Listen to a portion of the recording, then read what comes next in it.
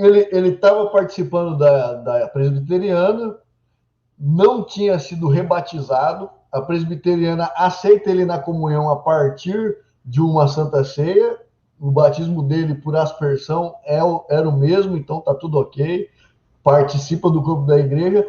Aí vem o mistério da congregação, né? Porque essa parte é a parte mais importante que é o místico de tudo, né? A revelação que veio para o irmão Luiz Franciscon foi uma revelação assim: vai para o Brasil, planta uma igreja no Brás com o nome Congregação Cristã. Ou a revelação foi simplesmente a questão que ele viu que o batismo necessitaria ser por imersão? Então, até nós chegar nesse período aí, acontecem muitas coisas antes que precisa ser falado. Sim. Por exemplo, quando ele está em Cincinnati, ele está trabalhando e ele entende que ele precisa ser... aliás, ele está em outro lugar, perdão, em Cincinnati foi quando ele... É isso mesmo. Vou ler aqui para você, quando ele fala do batismo dele. Foi no ano de 1894. No princípio do ano de 1894, encontrando-me em Cincinnati, em Ohio, né? Em serviço material, aconteceu que, estando uma noite de joelho no meu quarto, lendo o capítulo 2 da carta aos Colossenses, ao chegar ao verso 12, ouvi uma voz que repetiu por 2 vezes: tu não obedecesse a esse meu mandamento. Então respondi: Senhor, jamais alguém me falou nesse assunto. No livreto atualizado, que hoje não existe mais, mas no atualizado, no mais atualizado, essa parte que eu estou falando aqui, ele está na página 35. Então, foi no ano de 1894, ele tem uma experiência com Deus sobre o batismo. No ano de 1894. Mas levou 9 anos até ele batizar por imersão. Dessa revelação que ele teve. Então, ele não teve uma revelação da doutrina, e sim de batizar por imersão, de acordo com as Escrituras Sagradas. Na mesma noite, ele escreve para o pastor, ele escreve para o irmão que evangelizou ele. O pastor falou: não, nós não vamos mudar nada, fica do jeito que está, não mudamos nada. Já o irmão que evangelizou ele falou: olha, se o teu desejo do teu coração é batizar por imersão, batize. Foi o conselho que o irmão Michel Nardi deu para ele. E aí, quando foi um dia, ele estava trabalhando novamente e estava com um companheiro que era diácono, trabalhando com ele. E ele falou para esse irmão: olha, eu preciso batizar por imersão, e explicou toda a história para ele. O irmão, de imediato, não quis dar bola para ele, mas logo em seguir, esse irmão aceitou aquela mensagem do batismo e foi procurar uma igreja lá nos Estados Unidos para batizar por imersão. E aí ele encontra a Igreja dos Irmãos.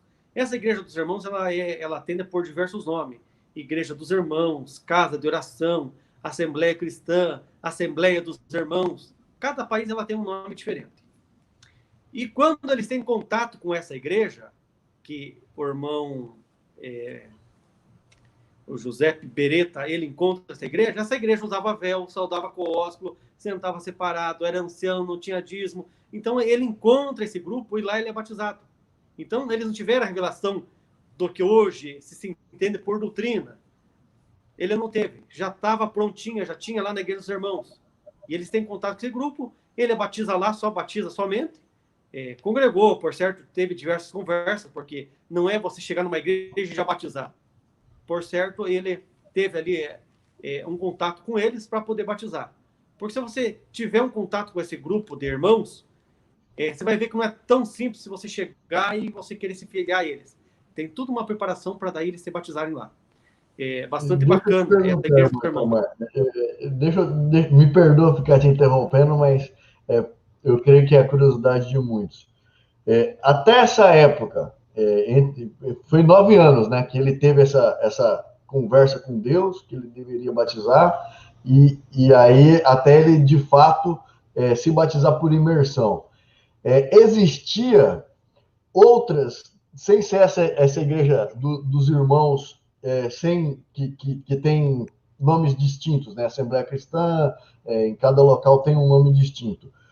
Mas existia outras denominações que batizavam por imersão? Sim, tinha a Igreja Batista, a Anabatista. Nessa época já existia várias igrejas que batizavam por imersão. Então,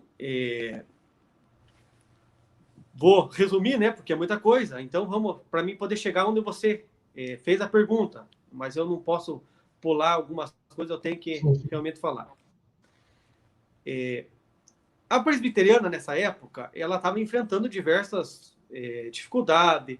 O salário do pastor era muito alto, ele já era, a irmandade era pouco, era pobre, não estava vencendo pagar o salário do pastor.